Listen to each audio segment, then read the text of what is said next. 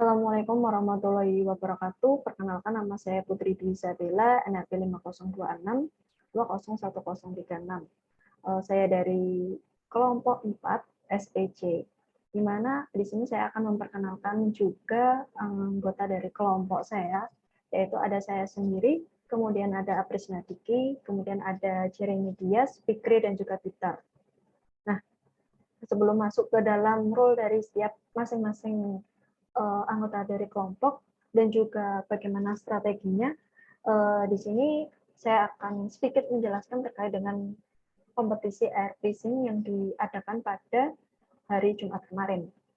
Jadi di dalam kompetisi air racing untuk aturannya sendiri terdapat 3 ronde, di mana di setiap rondenya itu terdapat 20 hari dengan satu harinya itu sekitar yaitu 45 detik. Nah, di mana di setiap pergantian ronde akan ada break yang digunakan untuk memperlihatkan valuation dari seluruh kelompok. Nah, di mana dalam air racing ini kita tugasnya itu untuk menjual barang atau produk, ada 6 produk, yaitu ada Clear Pure, ada Sprite, dan juga 5 Sprite, yang masing-masing terdapat 2 volume, yaitu 1 liter dan juga 500 ml atau 0,5 liter. Di mana untuk pengkodeannya sendiri mulai dari B01 hingga B06. Kemudian masuk ke dalam role atau peran dari setiap masing-masing anggota dari kelompok. Untuk saya sendiri itu perannya yaitu memantau valuation dan juga market report. Di mana market report ini akan tampil atau akan muncul ketika hari setelah kelipatan 5, yaitu hari ke-6, hari ke-11, dan juga hari ke-16. Nah, di mana dari market report ini akan saya sampaikan atau akan saya informasikan kepada teman saya yang tugasnya itu untuk mengubah harga dari produk.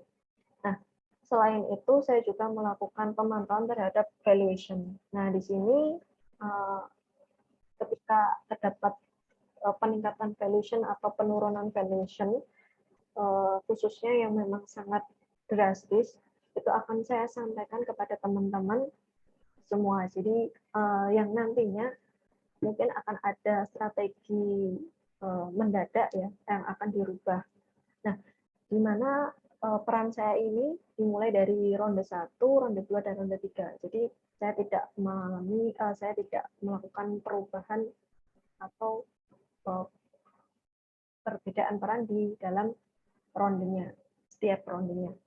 Nah, secara garis besar untuk teman-teman juga sama. Jadi mulai dari ronde 1, ronde 2, ronde 3 itu secara keseluruhan tugasnya itu sama.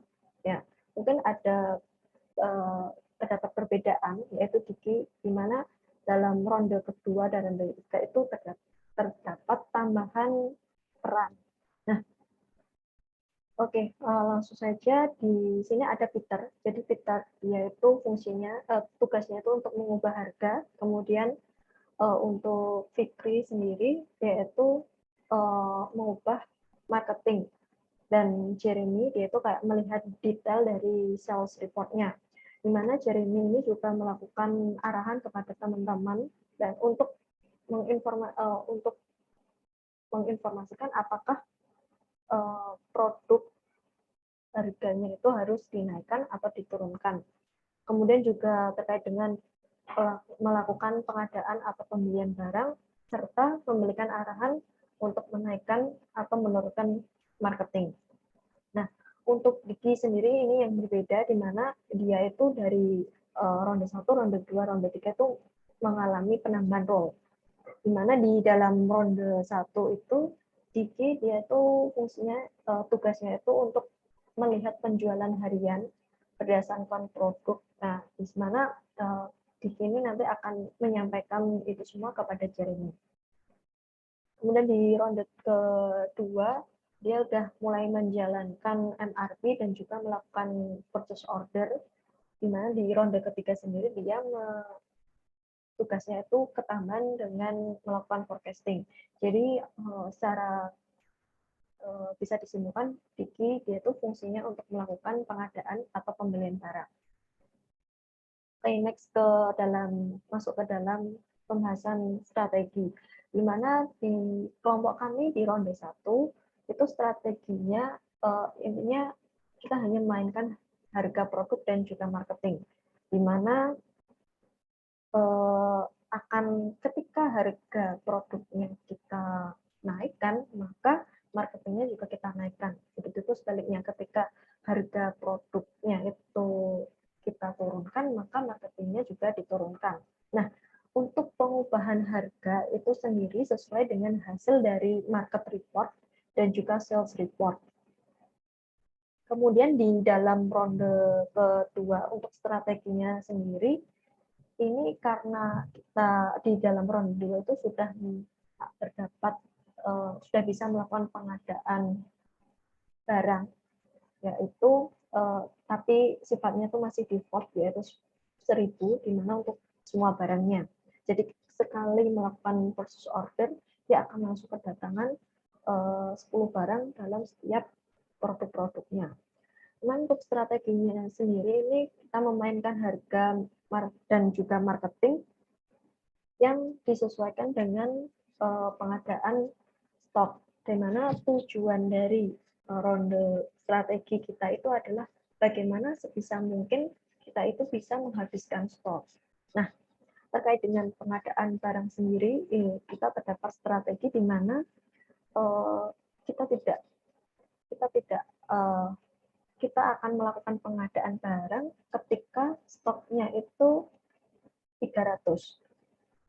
Intinya jangan sampai stoknya itu di bawah 300, bahkan 0. Karena di dalam pengadaan barang itu sendiri terdapat delay yang sebenarnya cukup lama, yaitu 3 hari atau sekitar 135 detik, sehingga akan membuat kalau memang benar-benar sangat mepet, dia akan mengurangi valuation-nya. Nah, untuk selanjutnya yang terakhir pada ronde ketiga sendiri, untuk strateginya, karena di dalam ronde ketiga ini sudah terdapat forecasting, di mana kita bisa melakukan pengadaan barang itu sesuai dengan yang kita inginkan. Ya, karena sebelumnya tadi default, ya, jadi sekali melakukan pengadaan barang dia langsung 1.000, tapi kalau di ronde 3 itu kita bisa melakukan masing-masing dari produk, dan juga kita juga bisa mengatur berapa banyak yang harus kita beli. Nah, di sini untuk strateginya sendiri kita benar-benar mainkan harga dan juga marketing secara drastis dengan cara menurunkan harga, ya, tapi tetap dengan laporan terkait dengan marketnya, dan juga kita fokus terhadap produk mana saja yang cepat terjual. Oke, sekian presentasi laporan terkait dengan ERP SIM. Kurang lebihnya saya mohon maaf. Wassalamualaikum warahmatullahi wabarakatuh.